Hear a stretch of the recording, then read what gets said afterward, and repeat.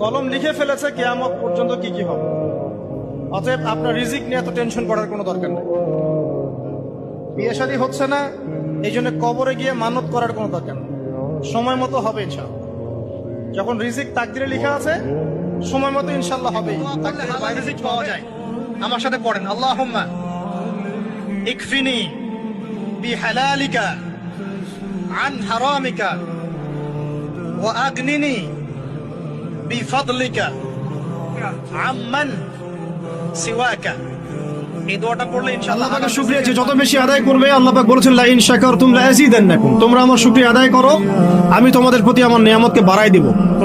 ওয়া লা ইন কাফারতুম ইন্না আযাবি লাশাদীদ, তোমরা যদি আমার অকৃতজ্ঞ হও, জেনে রাখো আমার আযাব বড়ই কঠিন।